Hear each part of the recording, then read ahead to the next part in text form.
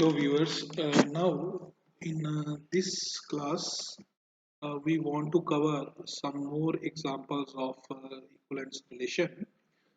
But before discussing this example, which is a very important example, we want to discuss that what is the divisibility or what is the definition of divisibility. Okay, because without knowing it, we cannot solve this question. Okay, definition of divisibility.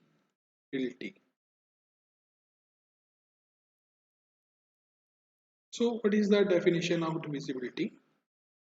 Let A be any integer. See, pay attention to my word that I am saying that A be any integer.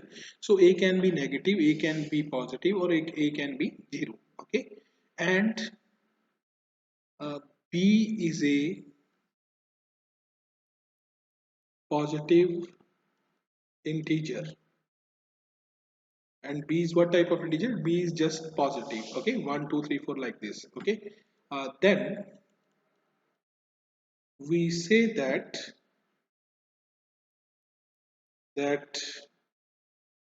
uh, B divides A. Okay, this symbol means that B is dividing A if there exists C, which is an integer, such that A is equal to B into C. Okay, where C is an integer. Mean on dividing A by B, if you get an integer, only then you say that B divides A. And if you do not get an integer here, then you cannot say that B divides A. For example, when you divide 4 by 2, so what do you get? You get an integer on this side. So it means that 2 divides 4. Okay, and when you divide 5 by 2, you get 2.5 on this side, which is not an integer. Okay, so here we can say that 2 doesn't divide 5.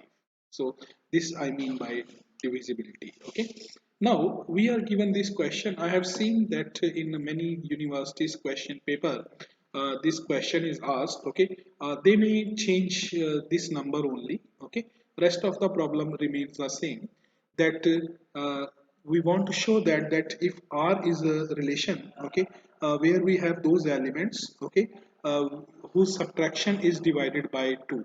Okay, we want to show that this relation is an equivalence relation, and this relation is defined on the set of integer. So I very slowly solve this question. You see that how to solve it. Okay, so first of all we check that is this relation reflexive relation or not. Okay, reflexive. See, we know that a minus a, it is equal to 0.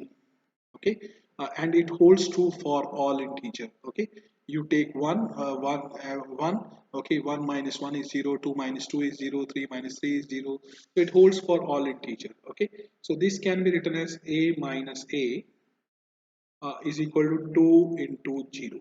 Okay, so you see that here we have an integer, and we can say that this 2 divides a minus a. Okay, so here we can say that this 2 divides a minus a.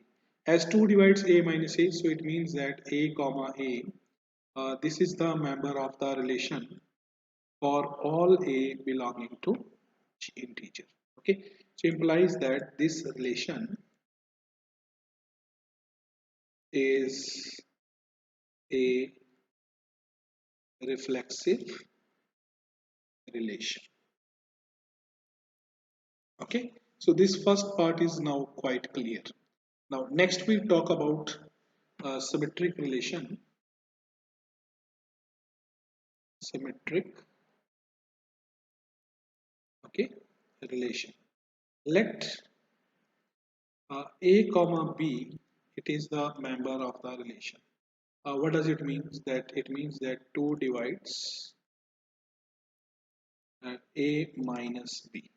Okay, 2 divides a minus b. So as 2 divides a minus b, therefore there exists an integer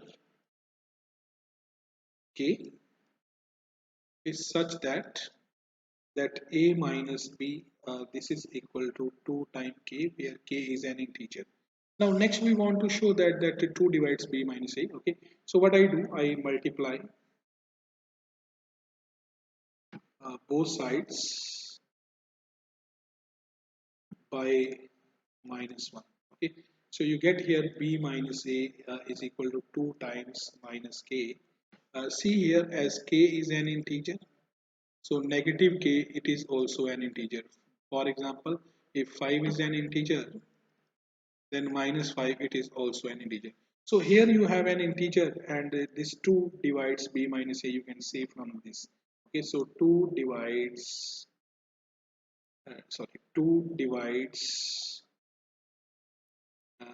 b minus a. So we can say that b comma a, this is the member of the relation. Okay, it implies that this relation is symmetric. This relation is symmetric. Now, next we want to talk about the transitive relation. Transitive relation. Okay. So let a comma b is the member of the relation, and b comma c, it is also the member of the relation. As a comma b is the member of the relation, so it means that 2 divides a minus b, and here also 2 divides b minus c. Okay, so it implies that 2 divides a minus b plus b minus c. Okay, for example, if 2 divides 4 and 2 divides 8, then 2 also divides the sum of these two numbers. Okay, means that 2 divides 12. So from this, we can say that 2 divides a minus b plus b minus c. Okay, so it implies that 2 divides a minus c. Now clearly, as 2 divides a minus c, so we can say that a comma c, this is also the member of the relation. It implies that this relation is transitive. Okay? Hence, hence, this relation is an equivalence relation. Okay. So we have proved that this relation is an equivalence relation, and you believe me that this is a very important example which is asked in many universities paper. Okay, okay then. Thank you very much. More about this will be discussed in the next video lecture.